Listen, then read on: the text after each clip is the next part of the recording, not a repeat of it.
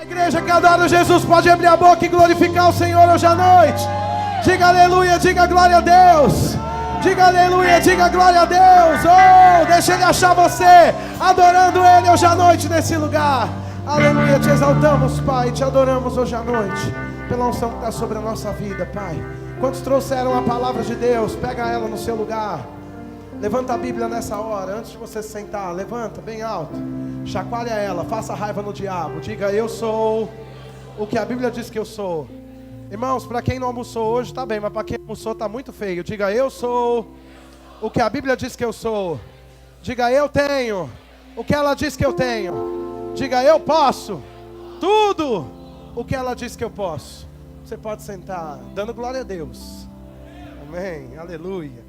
Vamos abrir a palavra em Mateus, no capítulo 7. Alguém tem expectativa para ouvir a palavra hoje? Aleluia. Mateus, no capítulo 7, eu quero que você abra o verso 13. Versículo 13, Mateus capítulo 7, versículo 13, aleluia. Deus é bom, Deus é maravilhoso, aleluia. Mateus capítulo 7, versículo 13, não fiquem assustados. Diga, hoje é uma noite boa. Só o pessoal daqui que crê, aleluia. A Bíblia diz, entrai pela porta estreita, larga é a porta e espaçoso o caminho que conduz para a perdição, e são muitos os que entram por ela. Versículo 14 diz, porque estreita é a porta e apertado o caminho que conduz para a vida, e são poucos os que acertam com ele. Vamos orar. Pai, te rendemos graças pela sua palavra. Sabemos que ela é viva e eficaz, ela não volta vazia, mas antes ela cumpre o propósito para o qual foi designada. Obrigado hoje à noite, Senhor, por olhos para ver, ouvidos para ouvir, boca para confessar, coração e mente prontos para provar e experimentar a sua boa, perfeita e agradável vontade, Pai. E eu sei, porque sei que depois de ouvirmos a sua palavra hoje, a nossa vida nunca mais será a mesma, Senhor. Nunca, nunca, nunca. Você pode dizer aleluia? Vamos ler de novo, versículo 13. A Bíblia diz, entrai pela porta estreita, larga é a porta e espaçoso o caminho. Diga comigo assim, a porta é estreita. Veja o versículo 14, porque estreita é a porta. Diga, a porta é estreita. E a Bíblia diz que apertado é o caminho. Em outras versões diz que o caminho é difícil. Diga, o caminho é difícil. Fale sem medo, irmãos, diga, o caminho é difícil. E a Bíblia diz que são poucos que acertam com ela. Eu não sei quanto a você, mas toda vez que eu fui exposto a esse texto, desde que me converti até hoje, sempre me veio um temor muito grande no meu coração, porque a palavra está dizendo que a porta é estreita e o caminho é difícil, e apertado é o caminho que conduz à vida. Quantos já ouviram essa palavra antes, irmãos? E a gente ouve essa palavra com um pouco de terror, e você pode estar ouvindo ela agora pensando, meu Deus, como é que eu saio daqui hoje? Deixa eu dizer, só vai melhorar daqui até o final do culto. Agora, de fato, quando nós recebemos essa palavra, nós de repente nos escondemos ou pensamos, vem bomba por aí, porque as coisas, a Bíblia já está indicando que o negócio é estreito, que o caminho é difícil, aquela coisa que a gente já conhece, né? Está na peneira, olha, Jeová vai pôr na prensa, e vai moer, e vai chacoalhar, e dá aquela coisa que crente não gosta de ouvir. Mas deixa eu te dizer algo, coisa boa é ouvir a palavra de Deus, é maravilhoso. Eu não sou de um tempo, eu não nasci em berço evangélico, irmãos. Não sei quem aqui teve o privilégio de nascer em berço evangélico, mas eu sei que houve um tempo na igreja em que, por exemplo, futebol, TV, praia, rock and roll, eram coisas do diabo. Eu lembro de uma pessoa me contando que nasceu em berço evangélico e os pais eram convertidos e pessoas influentes na igreja, e ele e os irmãos, para assistirem televisão, escondiam a televisão embaixo do cobertor para que ela não fizesse luz de noite, e assistiam a TV embaixo do cobertor, porque era muito sério assistir televisão, uma vez que a TV era coisa de Satanás. Até porque, irmãos, a porta é estreita e o caminho é difícil. Quem quer ir para o céu aqui, queridos? Então a nossa igreja no Brasil, ela foi plantada em cima de muitas doutrinas e muitas coisas que o homem colocou segundo a compreensão dele. Mas é importante que a gente entenda o princípio da palavra aqui, entenda inclusive a proposta que Jesus tinha para quando ele anunciou essa palavra para as pessoas. O primeiro ponto que você tem que identificar aqui é que Jesus não está falando com a igreja. Quem é a igreja aqui, irmãos? Diga assim, eu sou a igreja. Quando começa a história da igreja? Não é em Mateus, em Marcos ou Lucas, mas a história da igreja começa em Atos, no capítulo 1. Quem é a igreja aqui, irmãos? Jesus está usando essa palavra para pessoas que estavam indo às sinagogas, os fariseus, os judeus, pessoas que eram entendedores da lei. E esses homens estavam ali andando de uma maneira reprovável diante de Deus, o tanto que eles não aceitavam Jesus como Cristo, como Salvador ou como Filho de Deus. E ele disse, olha, a porta é estreita e difícil é o caminho. Agora é importante que você considere o contexto disso tudo comigo, para que você entenda o lugar que você está aqui hoje à noite. Veja no versículo 1, eu quero que você corra os seus olhos para lá. Nós vamos ver aqui o versículo 1. O versículo 1 de Mateus, no capítulo 7. Você está com a Bíblia aberta, você tem aqui no telão, você tem um pastor maravilhoso aqui no telão, já foi embora. Mas no versículo 1, a Bíblia diz: não julgueis para que não sejais julgados. Tem uma coisa que você não pode fazer, diga não julgar. Algumas pessoas confundem essa questão de não julgar, e pessoas andam na igreja dizendo assim: você está me julgando, você está me julgando. Jesus não estava falando sobre um discurso coerente acerca do discernimento necessário e aproveitado para correção na igreja. Quem está aqui, irmãos? Jesus estava falando sobre uma má conduta do coração e uma inclinação para condenar as pessoas em coisas que elas não estão enquadradas. Vocês estão me entendendo? Estou falando difícil para vocês hoje. Então no versículo 1, veja o contexto desse capítulo de Mateus 7.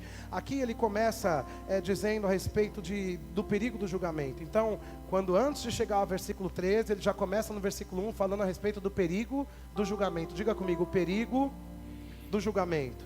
Agora, se você correr um pouco, você vai ver o versículo 6. Veja ali comigo. O versículo 6 diz: não deis aos cães o que é santo, nem lanceis ante os porcos as vossas pérolas, para que não as pisem com os pés, e voltando-se vos dilacerem. Então ele está falando outra coisa. De repente você olhando para isso, você diz: o que Jesus estava falando? Eu vou explicar para você em uma frase o que ele estava falando. Ele estava mostrando acerca do perigo das associações. Sabe aquela coisa? Fala para mim com quem você anda, que eu vou dizer quem você é. Jesus estava dizendo isso aqui: ó, não desperdice o seu tempo e toda a pérola que eu coloquei, que está disponível para você, com os cães ou com os porcos. Pastor, o que é isso? Você está dizendo que tem pessoas que podem ser cães ou porcos? O que são porcos na Bíblia, irmãos? Você sabe aquela passagem no Evangelho em que um homem estava endemoniado, e aí Jesus expulsa o demônio, e o demônio pede para entrar na manada de porcos? Se você não leu, vá lá em Mateus, Lucas, Marcos, você vai ler essa passagem. O demônio pede: olha, já que você vai me expulsar desse cidadão, me deixa ir para a manada de porcos. Era na região de Gadara, ele estava pregando aos gadarenos ali. E aí o que acontece? Por que os demônios pedem para ir para os porcos? Porque segundo a lei, o judeu e aquele povo não poderia comer carne impura, e porcos eram carnes impuras. Sempre que há uma legalidade, há uma porta para que o diabo se aposse daquela legalidade. Então, a Bíblia diz, na antiga aliança, e cabe para nós também na nova aliança, que maldição sem causa não prevalece. Diga para quem está do seu lado: maldição sem causa não prevalece. Escute, olha aqui para mim: sempre que tem uma maldição, é porque tem uma causa. Ok, queridos? Então veja bem, aquele homem que estava endemoniado ali naquela região por onde Jesus passava pregando a palavra, ele estava envolvido em uma sociedade que havia muitas legalidades abertas, e uma delas era o comércio de porcos. Eles não queriam abrir mão daquele pecado. Por quê? Porque o pecado rendia dinheiro para eles, e eles queriam apoiar a vida deles no dinheiro e não em Deus. Não estavam prontos para serem tratados e filtrados, para que entrassem nessa porta e nesse caminho. Então Jesus está falando para que tipo de gente? Jesus está falando para esse tipo de povo que está ali com legalidade por causa do dinheiro, que está ali passando por essas coisas, questões de julgamento, não um julgamento necessário para correção, mas uma inclinação para o mal e para a condenação daquele homem, ser humano que Deus já ama e já perdoa, amados. Tudo isso estava acontecendo aqui. Então, o primeiro versículo nesse capítulo 7 indica a primeira coisa, o perigo do julgamento. No versículo 6 nós vemos ele contextualizando o perigo das más associações. Ele estava dizendo: não lance as suas pérolas aos porcos, ou seja, não distribua, não perca a preciosidade da minha palavra e da minha vida com você, com legalidades que podem trazer até algum benefício, mas são legalidades onde o diabo vai achar uma brecha e vai destruir aquilo que eu tenho edificado na sua vida. Diga assim comigo: eu não vou lançar pérolas aos porcos. Quem crê nisso, irmãos? Agora, você pode lançar pérolas aos porcos, sabe como? Fazendo uma má associação. O que é associação? A Bíblia diz que nós devemos amar as pessoas. Jesus ensinou isso para nós. Nós vamos amar a qualquer tipo de gente, inclusive aqueles que não se enquadram no nosso perfil. Nós vamos amar o bandido, a prostituta, o traficante. Nós vamos amar porque nós somos a igreja, e nós precisamos chegar até esse povo para que eles saiam dessa vida, amém? Eu não sei o que você era, mas um dia você era alguém diferente do que você é hoje. Quem sabe disso, irmãos? Mas alguém amou você. Jesus amou o mundo de tal maneira que deu seu Filho unigênito, para que todo aquele que nele crê não pereça, mas tenha vida E alguém foi ferramenta de Deus nessa terra, amou você, liberou o evangelho sobre a sua vida, e você está aqui hoje. É nossa função, a igreja foi comissionada para a reconciliação do mundo com Cristo. Nós precisamos amar as pessoas de modo que a gente possa entregar o evangelho que está em nós para essas pessoas. Isso é amar as pessoas. Agora, associações falam muito mais do que amor para pregar o evangelho. Mas é aquela pessoa que você arrasta para a sua vida pessoal, para a sua casa, aquela pessoa em que você compartilha os seus sentimentos, os seus negócios, os seus sonhos e os seus planos. E eu conheço uma pessoa na Bíblia que mostra, deixa muito claro a respeito disso. Havia uma mulher que tinha perdido um filho, e quem sabe que perder um filho amador é irreparável, quem sabe disso, irmãos? Mas ela ouviu falar de um profeta, que era a boca de Deus, que estava fazendo coisas sobrenaturais naquele tempo. Ela saiu da sua casa em busca atrás daquele profeta, sabendo que daquele profeta vinha a ressurreição do filho dela. Mas quem sabe que ela estava totalmente tomada por aquela... houve uma morte na casa dela. Ela estava num momento de dor, mas no meio do caminho, sabe o que acontece? Alguém chama ela e pergunta: como você está? Ela sabe o que ela diz? Ela diz: vai tudo bem. Algumas pessoas insistem em dizer que tem um evangelho hoje que é o do positivismo. Eu não vejo por essa ótica, eu vejo que isso não é autoajuda, mas é ajuda do céu para nós. No momento em que tiram as suas estacas, no momento em que tiram o seu conforto, no momento em que você se vê sem chão para andar, você tem Deus e a palavra para sustentar você, independente do que você está passando, irmãos. E a sua postura e a sua posição de como filho de Deus, que tem Deus e a palavra, não é jogar a preciosidade da palavra para qualquer pessoa desabafando: ah, eu me sinto assim, eu me sinto assado, é isso ou aquilo. Não, você diz: está tudo bem, vai tudo bem. Quem conhece Deus sabe que independente da situação, está tudo bem, vai tudo bem. Essa mulher conhecia Deus de alguma maneira. Honrando o profeta, ela honrava Deus. E sabe o que aconteceu? O filho dela ressuscitou. Tem gente que prefere apoiar a vida na desgraça do que ter uma atitude de fé. Agora, deixa eu dizer, muitas vezes, por causa das associações, você se torna incrédulo, você se torna promíscuo, você se torna delinquente. De alguma maneira você deixa de honrar a Deus, porque fulano falou isso, Beltrano falou aquilo, ciclano está fazendo desse jeito. Cuidado com as pessoas que você se associa, é muito sério isso, irmãos. Dentro da igreja, fora da igreja, em qualquer lugar. Tenha discernimento e se coloque posicionado na palavra, porque uma vez que você se posiciona na palavra, você vai se associar com pessoas que querem se posicionar na palavra. Eu aprendi há muito tempo atrás que você não atrai o que você quer, você atrai quem você é. Ah, mas eu não sei porque as pessoas assim, assado, me procuram. Você atrai quem você é. Quer se conhecer? Olha ao seu redor. Você vai ter um xerox acerca de você mesmo. Então, ele está ensinando o perigo das más escolhas, porque eram judeus, eram fariseus com sal dos seus, era todo mundo se associando para quebrar o vigor e o poder da palavra que estava na boca de Jesus a respeito da salvação. As pessoas estavam más associadas. Diga assim: eu vou fazer boas associações. Agora veja o versículo 7. É uma mensagem só, não tinha rupturas essa mensagem, mas no versículo 7 ele diz: pedi e dar-se-vos-á, buscai e achareis, batei e abri-se-vos-á. Pois todo o que pede recebe, o que busca encontra, e quem bate abre-se-lhe-á. O qual dentre vós é o homem que, se porventura o filho lhe pedir pão, lhe dará pedra? Ou se lhe pedir um peixe, lhe dará uma cobra? Ora, se vós, que sois maus, sabeis dar boas dádivas aos vossos filhos, quanto mais o vosso Pai que estás nos céus dará boas coisas aos que lhe pedirem. Veja, ele falou sobre o perigo do julgamento, ele falou sobre o perigo das associações, e agora ele muda totalmente o tom do discurso dele. Ele fala acerca da bondade de Deus. Diga comigo: bondade de Deus. Por que era necessário falar acerca da bondade de Deus? Porque esse povo religioso que vivia na lei, servia a um Deus que castigava, que provava, que colocava no deserto, que era olho por olho, dente por dente. Mas Jesus veio dizer: eu porém vos digo. Com Jesus as coisas mudam, irmãos. Ele não veio falar de uma lei, ele veio implantar sobre o povo uma graça que salva, que levanta, que purifica, que traz uma nova realidade para a igreja. Sobre isso que ele veio falar. Então é imprescindível que uma pessoa que viva na igreja, no tempo da igreja, compreenda qual é a bondade de Deus. A palavra diz que você pode ser infiel, mas Deus permanece fiel. Ele não muda em sua bondade, Ele não muda em sua palavra, Ele não muda em seus desígnios, Ele não muda em seus pensamentos, Ele não muda em seus planos, irmãos. Ele é o mesmo hoje, ontem, Ele será eternamente. Deus é bom em todo tempo. Abraão estava recebendo uma promessa de Deus em Gênesis, no capítulo 13, 12, ele recebeu promessa. No capítulo 13, o Senhor apareceu de novo, fazendo mais promessas a ele. No capítulo 14, os anos foram passando de um capítulo para o outro, eram muitos anos que se passavam. Ele era velho, avançado de idades, estava esperando um filho, mas Sara riu por incredulidade daquele filho. Ela não acreditava que velha ela poderia ter um filho, e Abraão se sentiu frustrado, porque não via, os dias passavam, ele não via a promessa se cumprir. Mas em Gênesis, no capítulo 17, depois de Abraão estar frustrado e dizer para Deus: Senhor, quando essa promessa vai se cumprir? Deus chama eles assim: Abraão, quanto a mim, o meu trato feito com você está de pé. Sabe de uma coisa, irmãos? Não importa como você andou esses dias, Deus não mudou em planos para você e para a sua vida.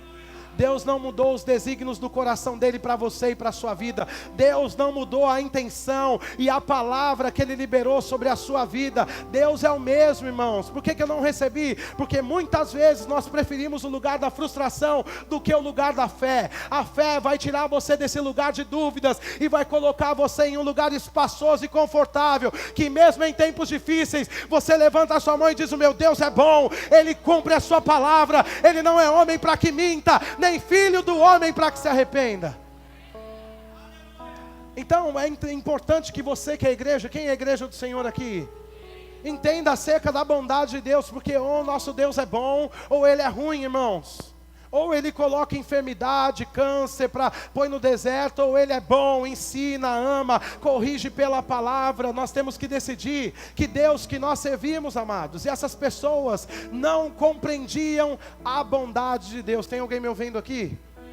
Veja o versículo 15 comigo.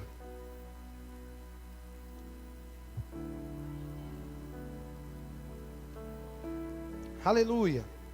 Olha o que o versículo 15 diz: acautelai-vos dos falsos profetas. Diga comigo: acautelai-vos. Vamos melhorar isso. Diga assim: tome cuidado com mensagens que não são bíblicas. Ele estava dizendo, ele mudou o discurso de novo, saiu da bondade e voltou e falou assim para as pessoas: olha, vocês estão inflamados desse jeito, sabe por quê? Porque vocês estão escutando uma coisa que não é mais a palavra, que não é a palavra de Deus. Vocês estão apoiando a vida de vocês em princípios que não é da vontade de Deus mais para a vida de vocês. Ficaram com sangue nos olhos e queriam matar as pessoas, e era olho por olho e dente por dente. Não entenderam que aquele que foi prometido lá no princípio era aquele que estava diante deles. Eles buscavam um Salvador, buscavam um mestre, o Salvador estava diante deles, mas eles estavam tão apoiados em uma outra mensagem, que não conseguiam reconhecer o livramento, a salvação, o escape que estava diante deles, para que a vida deles fosse mudada. Eu vejo outra coisa aqui, irmãos, eu vejo o perigo da ignorância. Diga comigo: o perigo da ignorância. Muitas pessoas querem receber muitas coisas de Deus, mas poucas pessoas querem sentar para aprender a palavra de Deus. A Bíblia diz em João, no capítulo 8, versículo 32, que você vai conhecer a verdade, e a verdade vai libertar você. O que muda a sua vida de 8 a 80, o que vai fazer com que tudo na sua casa mude, não é um show na igreja, não é um espetáculo de bons pregadores, não são várias versões que você pode ter na estante da sua casa da palavra, não são livros. Essas coisas são ferramentas. A igreja, a homilética, são ferramentas para você crescer. Mas deixa eu te dizer, o que muda a sua vida é a palavra de Deus. Só isso aqui, com o Espírito Santo, tem poder para mudar a sua vida hoje à noite, amados. As pessoas insistem em apoiar a sua fé em profetas, em pessoas, em sistemas, em coisas, mas isso não vai mudar o seu estado de vida. Sabe por que muitas pessoas entram na igreja e vão embora da igreja? Entram na igreja e vão embora da igreja, escolhendo igreja como se escolhe roupa, porque estão apoiando a sua fé, não nos princípios da palavra, mas estão apoiando a sua fé em homens, em sistemas, e essas pessoas andam derrotadas e frustradas. Por quê? Porque não provaram da unção que floresce a vida dos fiéis, não tem provado da glória que vem quando temos raízes, quando decidimos andar na palavra de Deus, irmãos. Isso não é para a igreja, não, andar apoiando a vida em falsos profetas. Você é livre para apoiar a sua vida em Deus e na sua palavra. Isso traz benefícios para você. Sabe quem vai fazer você chegar no seu alvo? A palavra de Deus. Sabe de uma coisa, irmãos? Nós estamos tão acostumados com sistemas, que se tira sistemas do meio da igreja. Talvez você diga assim: o que está acontecendo com o culto? Às vezes um louvor que fica diferente, ou uma coisa, as pessoas já ficam com os olhos abertos, que nós somos uma igreja que estamos avançando. Eu não tenho nada contra o modernismo, mas nós precisamos entender que o fundamento de tudo isso é Jesus. Que com música, sem música, com homilética, sem homilética, com um entendimento do grego ou hebraico, ou sem esse entendimento, Deus continua sendo o mesmo Deus. Quem você veio buscar hoje à noite? É Deus, irmãos? Então levanta a sua mão e glorifica o Senhor, pelo amor de Deus. Sabe o que ele estava ensinando aqui? O perigo da ignorância. Muitos estão ignorantes. Ignorantes não é um xingamento: o pastor está me chamando de ignorante. Não, ignorante é a falta do conhecimento. Nós precisamos conhecer o Deus que nós servimos. Essas pessoas estavam levando Jesus para a cruz, por quê? Porque eram ignorantes acerca do propósito. Eles estavam todos os dias nas sinagogas, nos sinédrios, estudando a lei, e não eram capazes de reconhecer que a lei se manifestou e se cumpriu diante deles, e agora era um tempo novo para eles. Você pode estar na igreja todos os dias, você pode ter práticas espirituais todos os dias, irmãos. Abra os seus olhos e prove da palavra e da unção do Espírito, para que você não interrompa o processo que Deus tem para a sua vida nesse tempo. Cuidado com a ignorância. Não tire argumentos sem contextos, não crie doutrinas, ou não ande em doutrinas sem conhecer a palavra de Deus, irmãos. Confira. Havia um povo em Atos chamado de, a Bíblia fala que eles eram os bereanos. Eles eram excelentes. Tudo que era ministrado eles conferiam.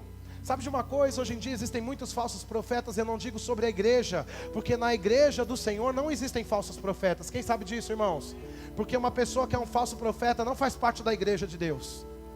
Agora escuta, existem falsos profetas com mensagens que não são a palavra de Deus, e querem privar a igreja de viver o que a Bíblia propõe para que a igreja viva, e querem colocar a igreja num tempo que já passou, chamado lei. Você não faz parte dessa causa e nem dessa igreja. Você faz parte da igreja da nova aliança, amados. Agora veja que nós temos aqui, para terminar de contextualizar isso com vocês, no versículo 24, vá para lá comigo. Glória a Deus ali, quem dá mais? Versículo 24.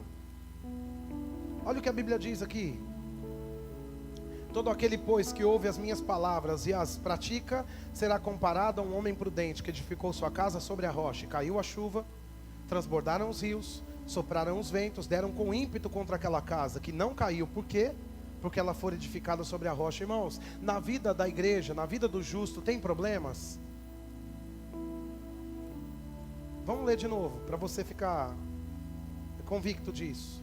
A Bíblia diz que aquele que ouviu e praticou a palavra, na casa dele caiu a chuva, teve enchente, sopraram os ventos, teve tornado, furacão lá, deram com ímpeto contra aquela casa.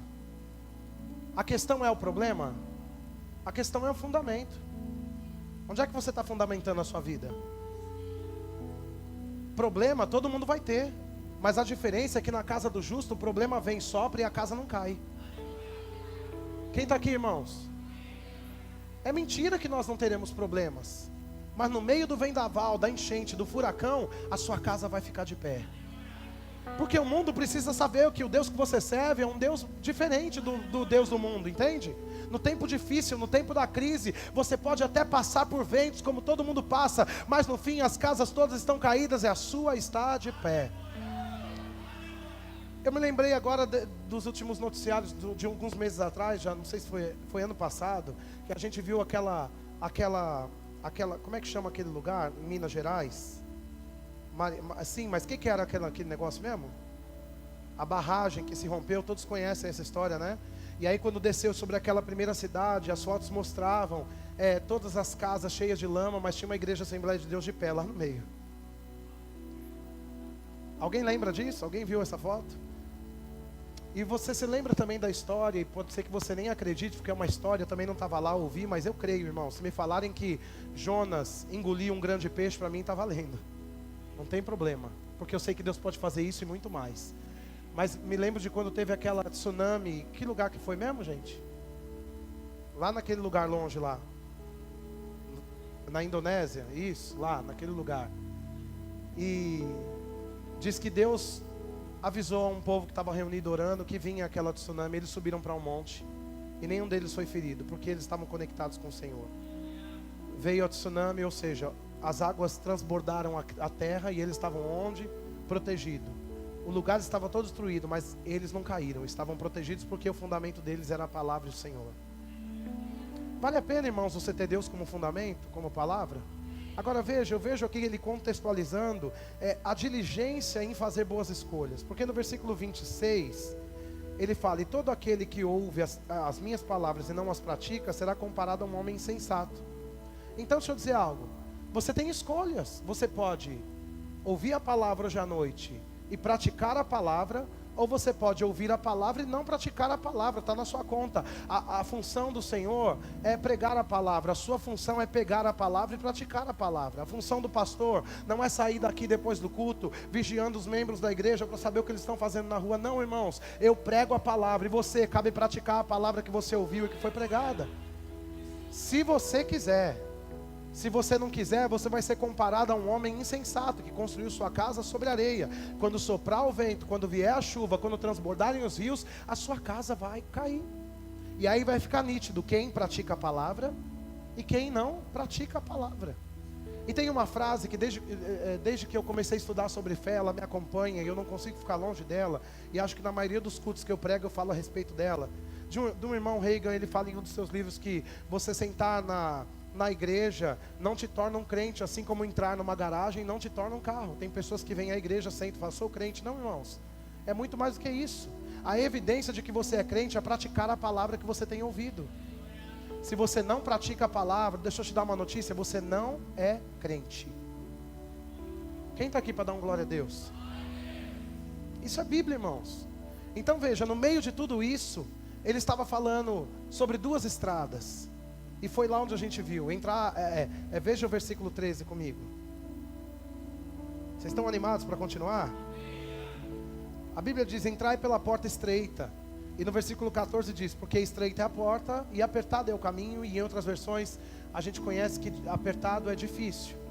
Veja bem, eu não sei quanto a você, mas na minha casa tem porta. Na sua tem porta, irmãos? Aqui mesmo tem uma porta. Eu não sei qual é a medida daquela porta. Se não me engano, ela tem 4 metros assim, por 3 assim. Isso aqui é o que? Comprimento? Altura? Mas deixa eu te dizer uma coisa. Se você parar lá fora e olhar para a porta, você não vai saber a dimensão que tem aqui dentro. E quando Jesus escreve isso, ele não está falando sobre medida, espaço, comprimento, largura, altura. Mas o homem natural, ele quer trazer a palavra para o mundo natural. Então ele pensa que ele vai se estreitar para passar pela porta. Mas Jesus não está falando sobre limites naturais, sobre medidas. Ele está falando acerca de princípios, ele está falando acerca de caráter, ele está falando acerca de escolhas, ele está falando acerca de renúncia. Então, olhando por esse contexto, você pode entender comigo que a porta estreita, na verdade, ele quer dizer que há limites, tem princípios. Mas quando você se abre para os princípios, o caminho que era difícil se torna espaçoso para você. Quem está aqui hoje à noite, irmãos? A porta fala sobre limites, mas o caminho fala sobre renúncia. Escute isso. A porta estreita fala sobre limites, mas o caminho fala sobre renúncias. De repente você entrou na igreja a primeira vez dizendo: eu detesto crente, nem sei o que eu vim fazer nessa igreja hoje à noite. Porque eu não mudo isso aqui ninguém tira da minha vida. Isso é uma coisa que eu gosto de fazer. E falando mil coisas, assim como eu, irmãos. Eu era perseguidor de crente, eu odiava crente, eu detestava culto, eu não conseguia ver um crente na rua. E na minha época, os crentes na nossa época, os que a gente mais viam não eram crentes, assim como nós estamos vestidos hoje, mas pessoas que mostravam com a roupa que elas eram cristãs. E nada contra isso, irmão, cada um vai andar na medida que precisa andar. Quem sabe disso, irmãos? Agora deixa eu dizer, nós sabíamos que vinha um crente, nós fazíamos chacota e palhaçada com eles, porque eles eram crentes. Então eu perseguia também quando entrei pela porta da igreja, a minha altivez, o meu orgulho, as coisas que eu achava e pensava acerca do evangelho, eu tive que deixar lá fora, porque para eu entrar nesse lugar, eu tive que me limitar aos princípios da Bíblia, porque se eu entrasse nos meus princípios, poderia até ficar aqui dentro, mas me tornaria um teólogo de poltrona, alguém que entra, critica, e quem são os críticos? Quem não estão, os que não acharam ainda esse limite, limite e que não encontraram o seu papel ou o seu espaço nessa porta. Porque uma vez que você abre o seu coração e deixa de andar da maneira que você quer e começa a colocar a sua vida nos princípios da palavra, então esse limite não é para queda ou para o mal. Esse limite é uma libertação que levanta, edifica, que faz a igreja brilhar nessa terra, nesse mundo escuro e negro, irmãos. Então você olha para a porta e você não sabe o espaço que tem aqui dentro. Eu fico pensando na minha casa, porque a minha porta é padrão, acho que é 90, e a gente sabe que tem um padrão para as portas, mas você olha para a porta, você não sabe como é dentro da minha casa. Algumas pessoas estão nessa mensagem: a porta é estreita, a porta é estreita, a porta é estreita, como se a gente tivesse que fazer algumas coisas aqui para mudar essa condição. O que vai mudar a condição disso, irmãos, é o nível de palavra que você pratica na sua vida, é o quanto você pratica a palavra. Essa mensagem não é uma abertura para as pessoas andarem de qualquer maneira, ao contrário, porque uma vez que eu conheço os limites dessa porta, ou eu me adequo a eles, ou eu me adequo a eles, não tem outro caminho para mim. São duas estradas, e eu sempre pensei: meu Deus, eu não posso pegar a estrada errada. Quem pensou assim comigo também? E esses dias eu estava aqui à tarde, a gente estava com alguma reforma aqui dentro, entrou uma pessoa, e que nunca tinha entrado aqui, e pensou: nossa, olhando pela porta lá fora, eu não sabia que aqui dentro era tão grande. E logo me veio essa palavra no coração. Eu estou pensando nela já há 3 semanas. Porque é exatamente isso. Você olha para uma coisa e você do lado de fora quer definir uma coisa, mas não se define Jesus e o Evangelho do lado de fora.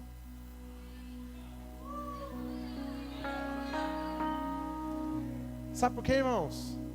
Uma vez que você se abaixa para entrar nos princípios dessa palavra, essa porta estreita, você encontra, sabe o que? Espaço para você crescer na sua vida espiritual. Sabe, a minha porta de casa, ela tem um padrão, mas ela é tão pequena que outro dia eu tive dificuldades para entrar com um sofá na minha casa. Mas quando eu entro na minha casa, eu tenho uma sala, eu tenho sofá, eu tenho televisão, eu tenho 2 banheiros, eu tenho churrasqueira, eu tenho tudo o que eu preciso. O Evangelho é isso. Você abaixa o seu nariz e passa a aceitar a palavra de Deus. Mas uma vez que você entra nessa porta, nessa palavra, você encontra tudo o que você precisa disponível para você. Quem está aqui, irmãos? Quem está aqui, irmãos? Quem está aqui, irmãos? Quem está aqui, irmãos? Não se define uma vida ou um espaço por uma porta. Você precisa entrar nessa vida para saber o que tem disponível lá dentro. Algumas pessoas olham para a porta, mas escuta, eu não estou querendo tirar o brilho da porta, porque a Bíblia diz que Jesus é a porta. Quem sabe que Jesus é a porta, irmãos? Mas a Bíblia também diz que Ele é o caminho. O Evangelho não é só uma porta de entrada, mas depois da porta vem um caminho para você trilhar, até que você chegue no céu, naquele lugar que Deus preparou para você. E nem durante o caminho, e nem na eternidade, não tem espaço, não vai ser apertado. Ao contrário, irmãos, ainda que venha o vento, a chuva, a tempestade, você está firme, a sua casa está sobre os fundamentos de Deus. Você não vai morrer, você não vai cair. O Senhor é contigo, está cuidando de tudo. Diga para quem está ao seu lado: não se define o Evangelho do lado de fora. Então veja, se você não observar, se você não tiver cuidado com o julgamento, se você não tiver cuidado com as associações, se você não compreender a bondade de Deus, se você não tiver cuidado com a ignorância e não fizer boas escolhas, de fato, irmãos, esse caminho vai ser penoso e difícil. Mas a Bíblia diz que no princípio ele era o verbo. A palavra já não está fora de cada um de nós. A palavra está dentro de cada um de nós. Sabe de uma coisa, irmãos? Eu nunca vi meu fígado, mas eu sei que ele funciona bem, porque eu não estou mal. Eu nunca vi meu coração, mas eu estou de pé, por quê? Porque ele está funcionando bem. De repente você diz: eu nem conheço toda a palavra, mas o sinal de que está tudo bem é porque você está de pé hoje à noite. Você não precisa ser um doutor, você precisa crer. Sabe, eu não me preocupo com o meu fígado, por quê? Porque eu sei que ele funciona. Eu não preciso sentar agora na internet. Tem aquelas pessoas agora que são como é que chama uma pessoa que tem vício em remédio? Hipocondríaca. Mas não é só em farmácia. Agora tem os que vão para o Google. Sentir uma dor de cabeça, sentindo dor de cabeça constante. Aí vem lá um monte de maldição. Aí a pessoa já fica condicionada a pensar que ela está enquadrada naquilo também. Sabe de uma coisa, irmãos? Eu não preciso saber de nada disso. Eu estou de pé, eu não preciso conhecer meu fígado, meu baço, meu rim, meu coração. Eu sei que está funcionando, está tudo bem comigo. Sabe o que cabe a você crer? Fique de pé, porque o resto Deus faz, está tudo bem. Quem são os que desconfiam? Quem não estão com a vida na palavra. Porque quando você não está com a vida na palavra, acontece o que Filipenses diz. Pessoas andam inquietas quando não oram, quando não oferecem as suas súplicas a Deus. Estão inquietas, ansiosas. A Bíblia diz: não andeis inquietos ou ansiosos por coisa alguma. Antes, sejam conhecidas as vossas petições e orações diante do Senhor. Qual é a única maneira de você não andar inquieto? Colocar a sua vida no fundamento da palavra. Porque você sabe que pode vir qualquer coisa, você vai ficar de pé. Então, para quem não anda no princípio da palavra, de fato esse caminho vai ser difícil. E tem muitas pessoas desistindo, sabe por quê? Porque não conhecem o Deus que serve. Agora veja, a Bíblia me mostra em Atos, no capítulo 3, eu quero que você vá lá para mim. Tem alguém aqui hoje à noite? Tem alguém sendo abençoado até aqui? Livro de Atos, no capítulo 3. Vá lá para lá comigo.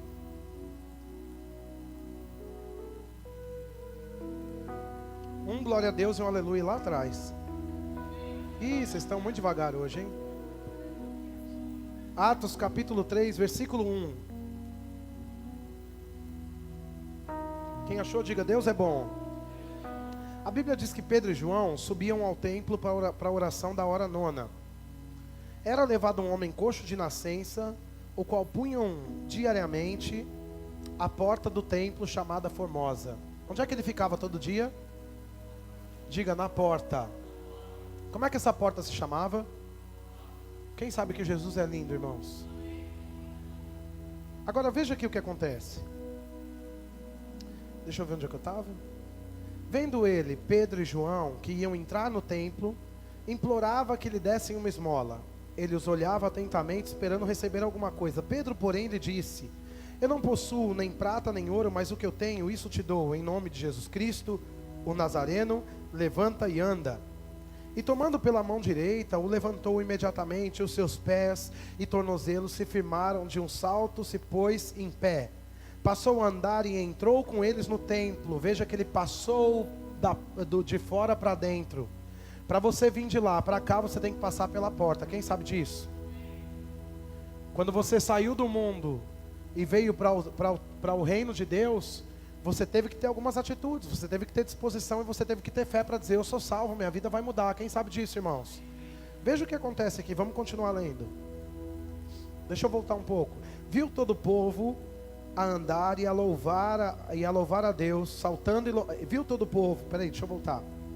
Viu todo o povo a andar e a louvar a Deus.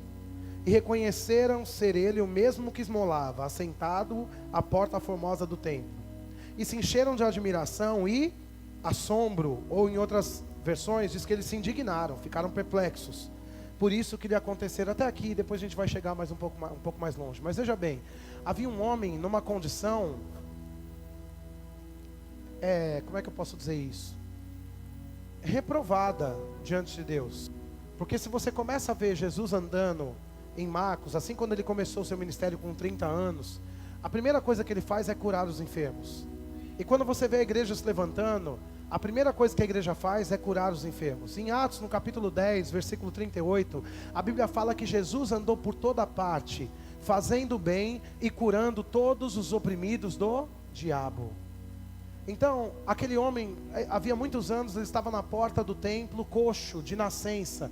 Ele estava andando em enfermidade. Logo, isso não é vontade de Deus, uma vez que quando Jesus chegou na terra, a primeira coisa que ele fez foi começar a curar todos os que estavam diante dele. Não é vontade de Deus a enfermidade. Diga comigo: a enfermidade não faz parte da vontade de Deus. Diga mais uma vez para você não esquecer. Diga: a enfermidade não faz parte da vontade de Deus.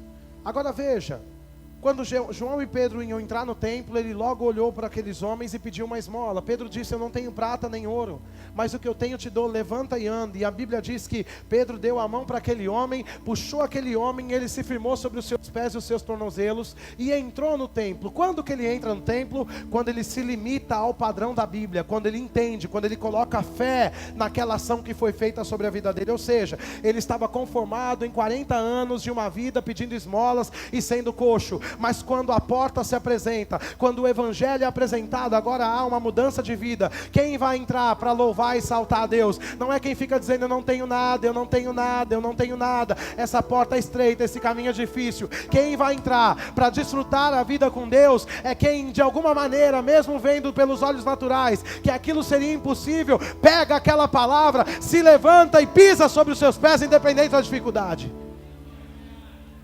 Qual era a garantia para aquele homem incrédulo que ele tinha sido curado?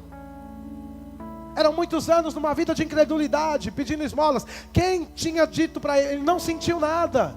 Ele estava sentado, o Pedro não deu nem tempo dele respirar. Disse: eu não tenho prata nem ouro, mas o que eu tenho te dou. Levanta e anda. Pôs a mão nele, puxou ele, ele levantou, ele andou, ele pisou sobre os pés dele, a vida dele mudou. Sabe o que é isso, irmãos? É entender o padrão bíblico para nós. Aquele homem entrou no templo depois que fé operou na vida dele. Pessoas estão imóveis dentro da igreja dizendo: o caminho é difícil, o caminho é difícil, o caminho é difícil. Sabe por quê? Porque estão do lado de fora, porque não querem colocar a fé para operar na palavra que tem recebido. A Bíblia diz que se a palavra que você recebe não é acompanhada de fé, ela não tem validade, valia para nada. Mas se você está sentado aí, enquanto a palavra está sendo ministrada, fé está se levantando, você vai levantar, andar, saltar e louvar a Deus hoje à noite. Tem uma maneira para você entrar no templo, não é de qualquer jeito. Primeiro, passa pelos princípios, e então os milagres acontecem. Agora, o que me chama a atenção, sabe o que é? Porque aquele homem era um incrédulo. Ele teve fé. O que mudou a vida dele, irmãos, não era a fé de Pedro, mas de alguma maneira aquele homem teve fé na palavra que Pedro e João lançaram. Ele não ia ao templo, ele ficava do lado de fora.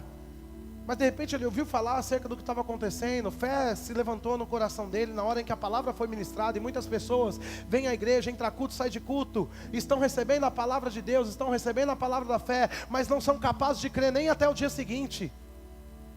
E aí diz: está difícil demais, é estreito. Porque precisa de fé. Precisa não negociar, precisa não se espantar, nem ficar atônito. Agora veja, havia um povo dentro do sinédrio. Não era igreja, mas era um lugar onde as pessoas se reuniam para falar de Deus, da maneira delas, mas era para falar de Deus. Haviam muitos judeus, doutores da lei, fariseus, saduceus, todos eles não ficavam na porta como aquele coxo. Eles estavam no templo. Uma vez que o coxo é curado, ele entra e começa a saltar, pular e louvar a Deus dentro do templo. Quando aqueles homens que estavam lá dentro da igreja olharam aquele coxo e viram ele sobre os pés dele, ficaram atônitos. E se você continuar a ler, depois você lê na sua casa, que eu não tenho tempo, mas se você continuar a ler no capítulo 4, você vai ver que Pedro e João foram presos. Por quem? Pelos sacerdotes que viram que aquele milagre aconteceu. As pessoas logo foram fundamentar a fé delas em Pedro e João. E os sacerdotes ficaram bravos, nervosos, agoniados. Por quê? Porque eles estavam falando de um Deus que os sacerdotes, que eram maiores, não falavam. Como podem esses dois fulaninhos vir aqui e causar esse milagre? Não, nós não podemos que a população, nós não podemos deixar que as pessoas conheçam isso que eles estão pregando, senão os nossos sinédrios vão ficar vazios. E aí levaram eles para a cadeia. Por quê? Porque eles estavam pregando a palavra de Deus. Então, o que mais me espanta nessa história não é um coxo ser curado, porque nós sabemos que isso é pouco para Deus.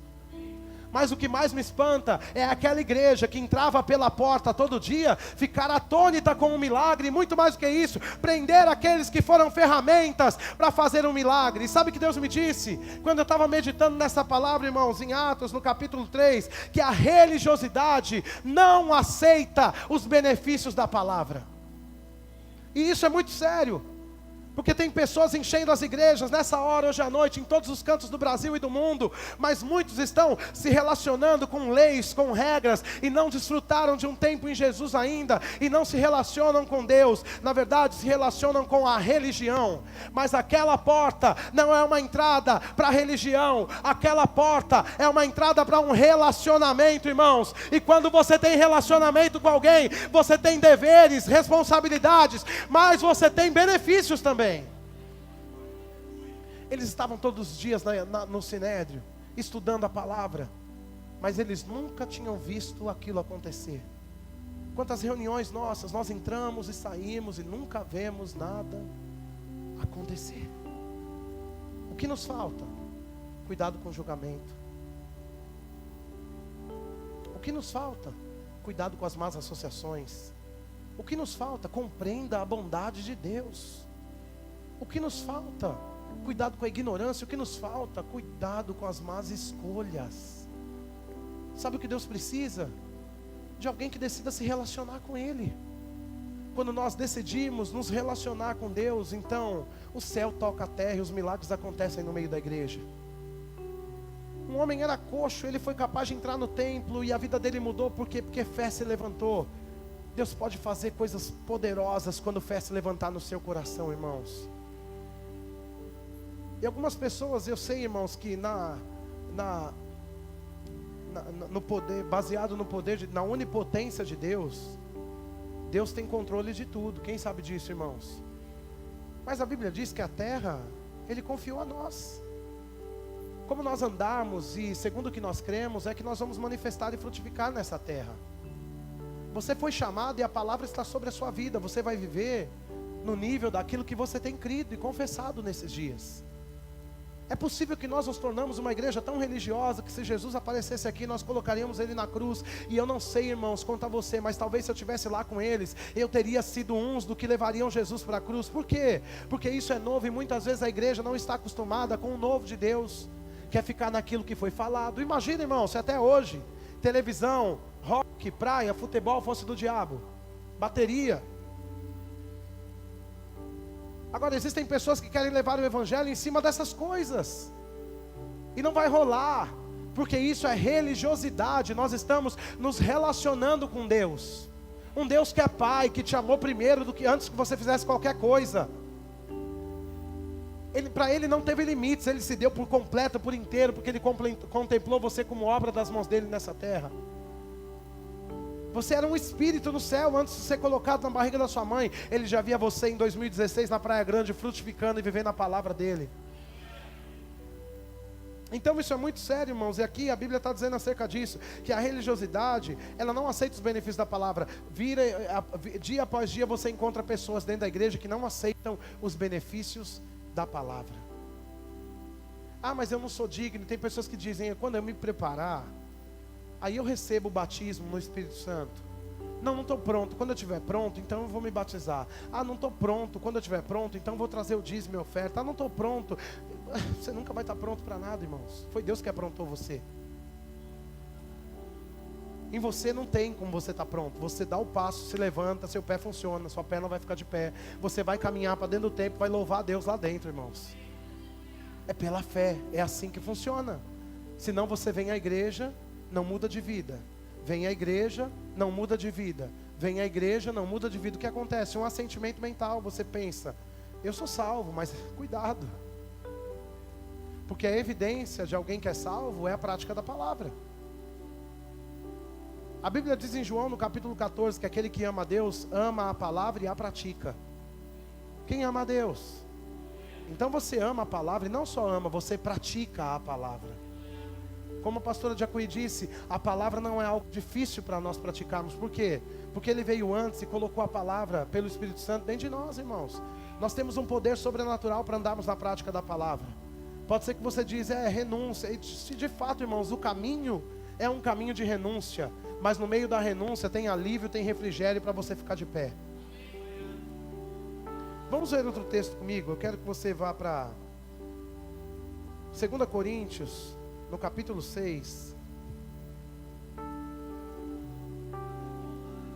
Deus é bom, Deus é maravilhoso, aleluia.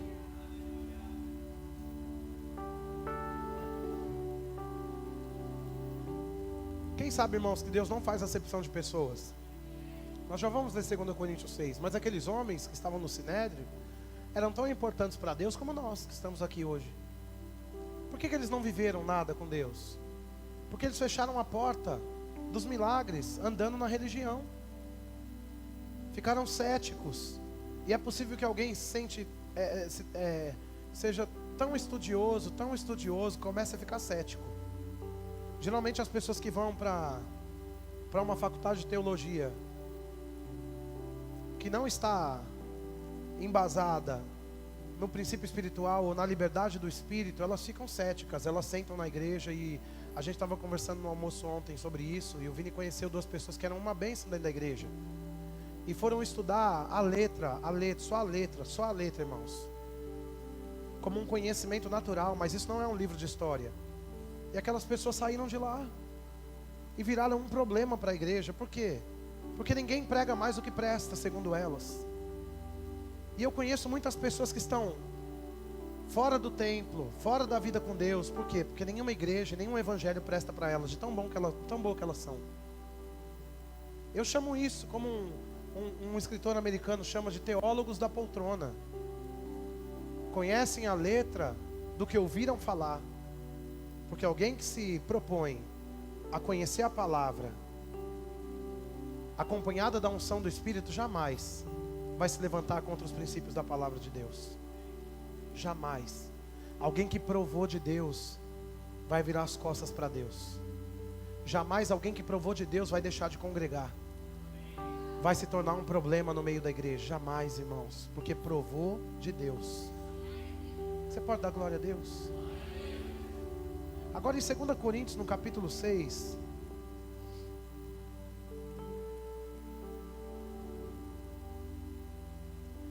versículo 11, você achou? Está aqui?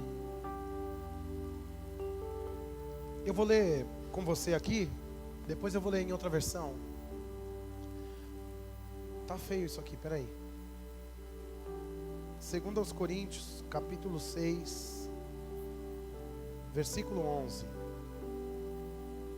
Olha o que a Bíblia diz: para vós outros, ó Coríntios, abrem-se os nossos lábios e alaga-se o nosso coração. Não tendes limites em nós, mas estáis limitados em vossos próprios afetos.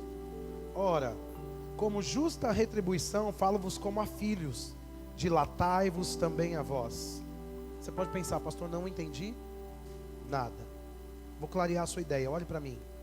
A mesma Bíblia, na versão A Mensagem, nos deixa claro esse texto. Diz assim: prezados coríntios, não consigo expressar em palavras o quanto desejo que vocês entrem nesta vida plena. Diga comigo: vida plena. E olha que ele continua dizendo: e cheia de possibilidades. Sabe essa porta estreita e esse caminho difícil? O apóstolo Paulo fala para a igreja: é uma vida plena e cheia de possibilidades. Vou falar de novo, irmãos: é uma vida plena e cheia de possibilidades. O mundo está vendo, sabe o que? Crente numa mensagem: porque Deus provou, Deus pôs no deserto, depois Deus mexeu na moinha. Que Deus o mundo não quer servir um Deus desse, irmãos. O mundo não vai ver Deus em você, mas vai ver o resultado de Deus na sua vida. Quem está aqui, irmãos? Nós vamos voltar para Gênesis, mas esses dias atrás, para Coríntios, esses dias atrás eu estava pregando na quinta. Muitos de vocês não estavam aqui. Eu quero que você vá para Gênesis, capítulo 39. A gente já volta em Coríntios. Gênesis, capítulo 39, versículo 1.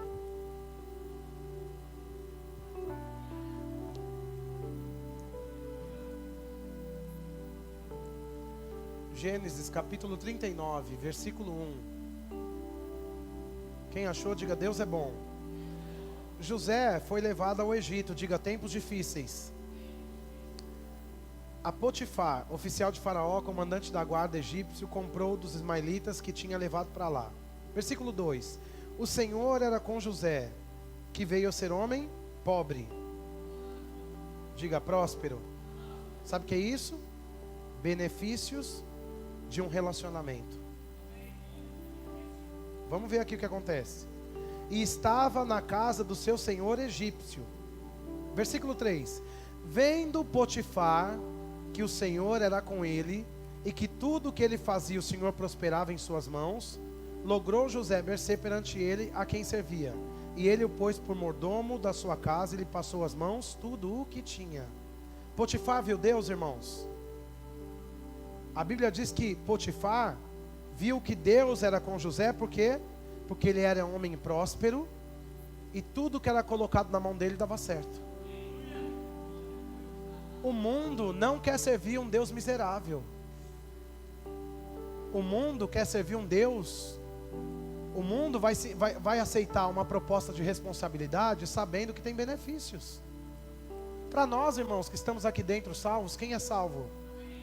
Com dinheiro, sem dinheiro, com viagem, sem viagem, com carro, sem carro, eu não vou perder minha salvação. E você, irmãos? Mas para quem está lá fora, eles precisam ver a diferença na nossa vida. O resultado de um homem que andava com Deus era a prosperidade. Não concordo. O problema é seu. Porque a Bíblia diz que o Senhor era com José e por isso ele era próspero. Veja aqui no versículo 3 de novo. Vendo Potifar que o Senhor era com ele, que tudo o que ele fazia o Senhor prosperava em suas mãos, então José, no versículo 4, foi chamado para ser mordomo na casa. Era um escravo, virou mordomo, e depois de mordomo, você sabe o que ele virou, né? Quem sabe, irmãos? Governador sobre todo o Egito. O mundo não vai ver Deus, mas vai ver o resultado de Deus na vida de alguém que crê. Sabem que incomodava aqueles homens do Sinédrio, quando eles viram um coxo? A Bíblia diz que o número de salvos subiu para quase 5.000. Os sacerdotes falaram assim: a igreja vai esvaziar. Por quê? Porque eles viram o benefício dessa palavra. Você sabe por que Martinho Lutero saiu daquela igreja da Inquisição? Você sabe por quê, irmãos? Porque um dia, lendo a Bíblia, ele achou um texto em Abacuque, no capítulo 2, versículo 4, dizendo: o justo viverá pela fé. Ele entendeu que haviam possibilidades de uma vida plena em Deus, que não era pregado, que não era desfrutado. Por quê? Porque as pessoas queriam lei sobre lei, lei sobre lei, lei sobre lei. Mas sabe de uma coisa? Uma vez que você encontra a responsabilidade, você encontra também o fruto desse relacionamento, e isso se chama benefícios de Deus para você. Vá para Gênesis 24. Gênesis, tem alguém aqui, irmãos?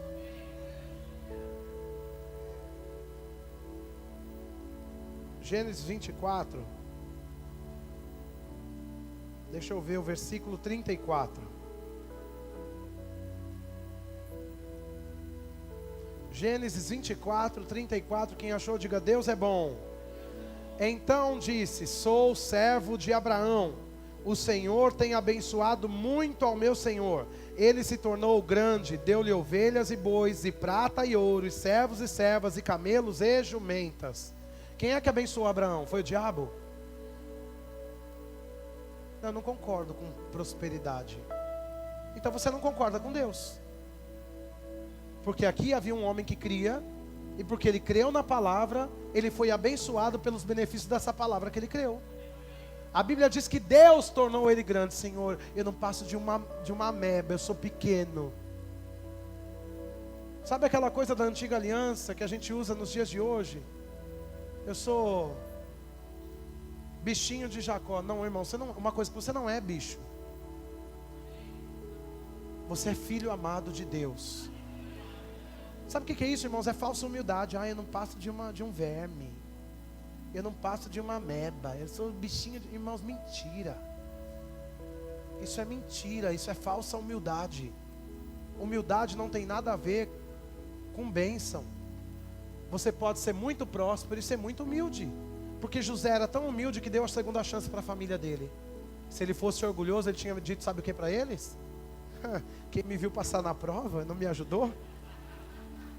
Quando me vê na bênção vai se arrepender. Sabe o que ele disse? Ele deu comida para a sua família. Ele abasteceu a sua casa. Ele guardou os seus. Isso é humildade, irmãos. Agora veja que no versículo 35 a Bíblia diz que o Senhor abençoou muito o Senhor e Abraão, e ele se tornou grande, deu-lhe ovelhas, bois. Olha o que ele deu: prata e ouro.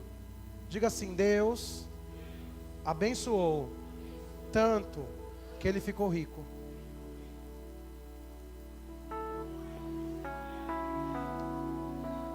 Esse evangelho da prosperidade, irmãos, benefício de relacionamento. Se você, deixa eu perguntar uma coisa para você.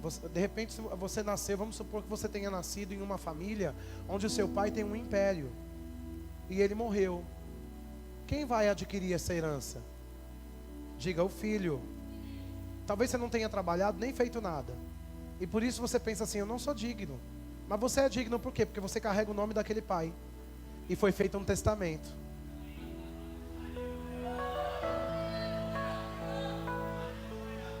Vá para Deuteronômio no capítulo 8. Nós já vamos voltar para 2 Coríntios.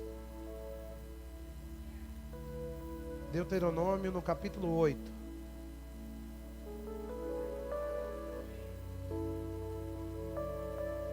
Vamos ver a partir do versículo 15.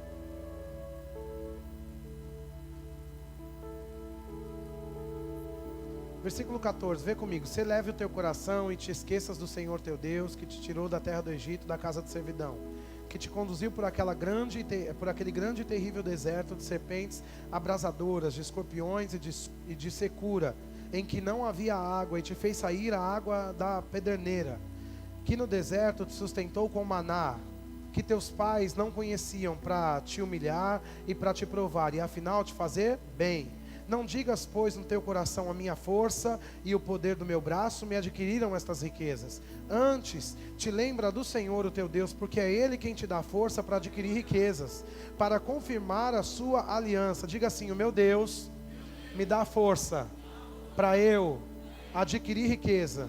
Agora veja, tem um ponto e vírgula na minha Bíblia e continua assim: para confirmar a sua aliança. Como a aliança de um homem de Deus vai ser confirmada? A Bíblia está dizendo, vamos ler, para você não falar: o pastor disse isso. Você que vai dizer. A Bíblia diz que antes você vai se lembrar do Senhor teu Deus, porque Ele é quem te dá força para adquirir riqueza. Diga assim: Deus me dá força para adquirir riqueza. Diga aí: isso confirma a minha aliança. Tem um livro que eu li chamado Toque de Midas, do irmão Reagan, e ele fala acerca da verdadeira prosperidade equilibrada. É bem verdade, irmãos, que nos dias de hoje há muito exagero, mas não é por causa do exagero e do extremo que a igreja vai fechar a porta da vida plena e das possibilidades para aquilo que é de Deus para a nossa vida. E o irmão Reagan fala que quando ele entrou, ele chegou em uma igreja para pastorear aquela igreja, uma igreja tradicional, em 1920, 1925, no interior dos Estados Unidos, uma pequena igreja muito tradicional, e diz que eles oravam há mais de um ano por um pastor, e a oração deles era assim: dá-nos, Senhor, um pastor pobre, porque quanto mais pobre ele for, mais espiritual ele vai ser. Há um conceito, e é por isso que você vê pessoas indo para templos como franciscanos: eu não preciso de nada, eu não preciso disso, daquilo outro. Mas você sabe, irmãos, que a igreja franciscana, e eu vou falar católica, e enfim, essa organização é a organização mais rica do mundo? Só que eles dizem que não precisam de nada. Eu preciso. Quem precisa, irmãos? É uma falsa mensagem, por isso que Martinho Lutero saiu de lá. Agora escute, muitas pessoas estão dizendo: eu não preciso de nada, mas quando a conta atrasa, ai meu Deus, ai meu Deus, ai meu Deus, ai meu Deus. Eu não preciso de nada. Quando manda fora, quando a porta do emprego se fecha, ai agora, o que eu vou fazer? Ai pastor, ora por mim. Não, você não precisa de nada, seja feito conforme a sua vontade. A Bíblia diz que como imagina a sua mente, assim será. Você não precisa de nada, então que seja arrancado o emprego, que seja arrancada a comida, que seja arrancada a roupa, tudo. Você não precisa de nada. Pessoas querem andar nisso, irmãos, achando que é de Deus isso, mas a Bíblia diz que a sua aliança com Deus vai ser confirmada pela disposição em adquirir riquezas nessa terra. Quem faz isso? O Senhor. Então a igreja precisa se levantar na autoridade dessa palavra e mostrar para o mundo os benefícios de servir a esse Deus, amados. Agora volte para 2 Coríntios, eu já vou acabar. Eu vou ler mais esse texto e mais um e já vou acabar. 2 Coríntios, no capítulo 6, aliás, você nem precisa abrir que eu estou lendo a versão, a mensagem. Olha para mim aqui, a Bíblia diz: prezados coríntios, não consigo expressar em palavras quanto desejo que vocês entrem nesta vida plena e cheia de possibilidades. Não queremos que se fechem assim. A pequenez que sentem vem de dentro de vocês. A vida que Deus dá não é pequena. Vocês é que vivem de modo pequeno. Digo isso com franqueza e com grande afeição. Abram a vida e comecem a vivê-la plenamente.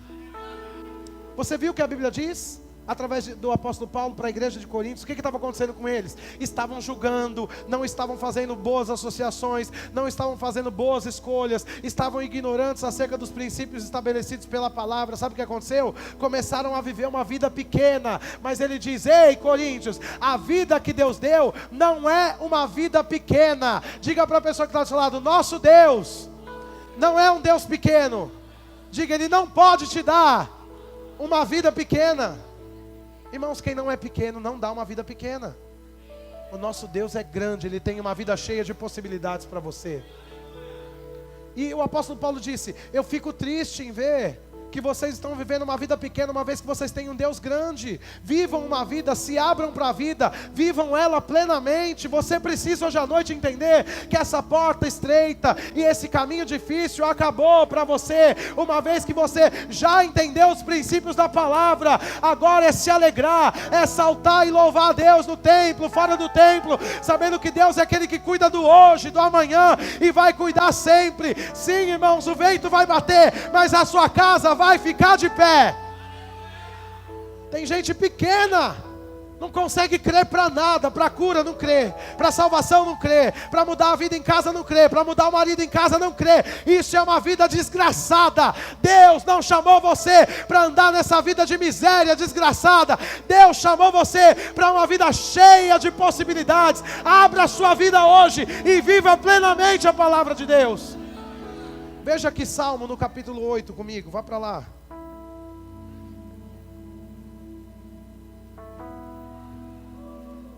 Salmo no capítulo 8, versículo 3.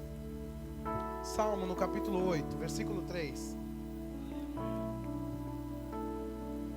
Salmo 8, 3. Olha o que a Bíblia diz: quando contemplo os céus, obra dos teus dedos, e a lua e as estrelas que estabeleceste, e eu digo: que é o homem que dele te lembres, e o filho do homem que o visites? Fizeste, no entanto, um pouco menor do que Deus, e de glória e de honra o coroaste.